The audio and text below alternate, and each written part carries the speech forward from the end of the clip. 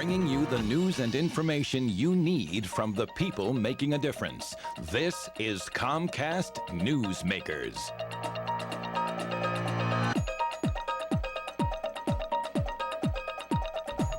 Hi everybody, welcome to Comcast Newsmakers. I'm Mark Curtis. It seems these days that everyone is talking about health care, and so we're going to talk about that today. Different aspect of it though, mental health care. Let me introduce Marcia McGinnis, who is the president of NAMI TriValley, that stands for National Alliance on Mental Illness.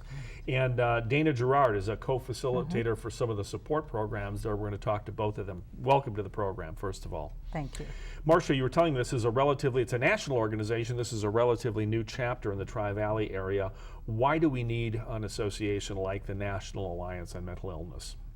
Well, first of all, NAMI, which originally started in the Bay Area in the 1970s, grew out of families who needed support and resources for their loved ones with a diagnosis with a serious mental illness, such as bipolar disorders, schizophrenia, depression, and there really wasn't anything out there. So subsequently, 1,100 chapters have sprung up since then, and we are one of the newest in California.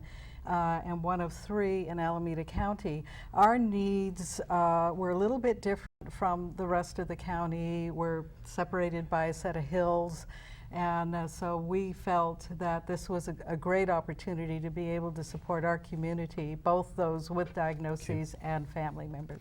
Has it gotten the proper focus in the national debate? So often healthcare is about, people with physical injuries or illness and getting them medicines and treatment and so forth, and a lot of times people don't want to talk about the mental health part of it. Yeah, that's a tough subject that a lot of people are afraid to discuss it, and there's a lot of stigma and a lack of information. One of the areas that NAMI TriValley shines is in our public outreach, and so we do try to be able to participate in community events and be able to hand out a lot of information, and then we do have our support groups. And I want to talk to Dana about that too, absolutely. because that's your part of the ball game. And Dana, it just strikes me as you have support groups for people needing mental treatment, but also the families as well. Why is that important?